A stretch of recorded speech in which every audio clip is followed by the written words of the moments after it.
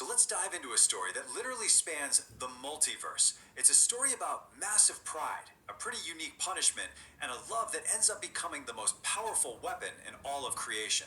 And believe me, it all kicks off with one single, devastating command. That's it. Just 2 words, spoken by the creator, Yahuah. But with just those 2 words, an entire universe of conflict, pain, and eventual redemption is set in motion. This right here, this is the moment that changes everything for one of heaven's mightiest warriors. So who is this angel? His name is Roman. And you have to understand, he wasn't just any angel. He was the sword of heaven. Fierce, powerful, wings literally edged with fire. But he had this hunger for more dominion, for his own glory. He challenged the Most High. And for that pride, he was handed a punishment that was so much worse than just death. And this is where you really see the core dynamic of the whole story. You've got Roman on one side, all celestial fire, pride, and this drive for power. But his punishment, well, it ties his fate directly to Claudia. She's a mortal healer, and she's defined by everything he's not. Humility, service, love. They are complete and total opposites. But as you'll see, they're like 2 sides of the same coin. And listen to how specific this punishment is. This isn't just a simple, you're banished kind of deal. No. He's thrown into the multiverse, completely stripped of his power, and forced into this fragile human body. And on top of that, he's cursed with this burning physical desire that only one person in all of existence can soothe. That person, Claudia, becomes his ultimate test. The only way out? He has to learn to love her with true humility. If he can't, he's broken forever. Talk about personal stakes, right? So Roman's fall isn't into some empty void. He wakes up completely broken, totally powerless, literally in the ashes of an old battlefield. And it's right there, at his absolute lowest point, that his destiny, well, it finds him. So when Roman, still full of all that angelic pride and rage, asks Claudia why on earth she would help a bloody, broken stranger, this is her answer. Her faith is just that simple, that direct. It's unshakable. She doesn't see a monster. She sees a task that Yahuah has given her. And for her, that's really all that matters. You can just feel the war going on inside Roman's head here. He knows deep down he needs her to survive this curse. But his pride just twists that need into humiliation.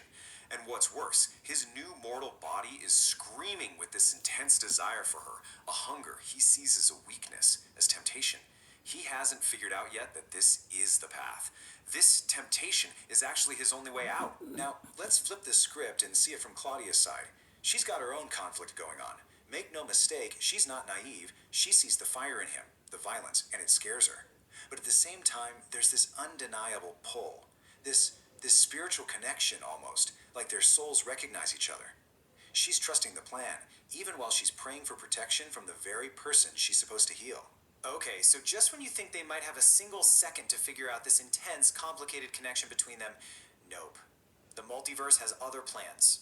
Their journey gets violently interrupted, and suddenly they're being pulled into trials across all these different universes, forcing them to rely on each other, not just to heal, but to literally stay alive. And look how dramatically these challenges ramp up. I mean, it starts small, Mortal bandits. Okay, maybe manageable. But then, bam! They're fighting Malachi, a master of illusion who messes with your head. Then it's whole demonic armies led by a being named Erubabell. And if that wasn't enough, they end up facing the ancient, world-shattering giants themselves. The scale just keeps getting bigger and bigger. And it's through all this fighting that something just clicks into place. Roman learns that his old way of doing things, brute force, is totally useless now. Real strength is found in protecting Claudia. And at the same time, Claudia discovers her faith isn't just some passive belief, it can be an active, powerful weapon. Their unity, their love, becomes this tangible force, a literal shield that's stronger than any angelic sword he ever wielded. And pretty soon, this thing gets way bigger than just the 2 of them. Their bond and the cosmic level threat from villains like Malachi and the even more powerful Erubabell, it gets the attention of the heavens. We're past one angel's redemption story now. This has become an all-out war for the fate of the entire multiverse. And you know it's a serious war when the backup arrives. And what a backup it is. We're talking the big guns here. Archangels like Uriel, Raguel, and Gabriel come down. They're joined by legendary figures like King David, brought back as a divine warrior, and Enoch, the ancient protector. The heavens have officially entered the chat. But the craziest part? The real game changer in this entire war is a weapon that hasn't even been born yet. That's right, Claudia is pregnant, and their child has this latent divine power that just radiates from her. Its light becomes a beacon, blinding giants, confusing demons. It's a pure force that darkness just can't handle. So you have all these forces coming together, right? The divine, the mortal, and this new life growing between them, it all converges for one final reality-shattering showdown that's going to decide not only Roman's fate, but the fate of all creation.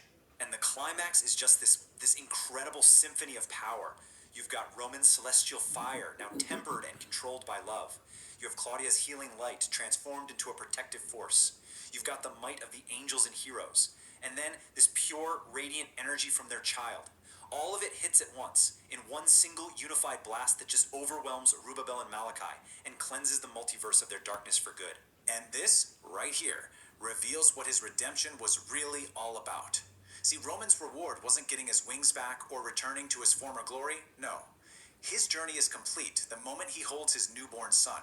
The prideful warrior who wanted dominion over everything has been totally transformed into a humble partner and a loving father.